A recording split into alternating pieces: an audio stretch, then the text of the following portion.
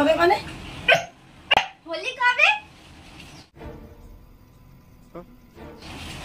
হোলি কবে? হোলি কবে? আমি না হলে তুই হয়েছিস কি? হোলি কবে? হোলি কবে? হোলি কবে?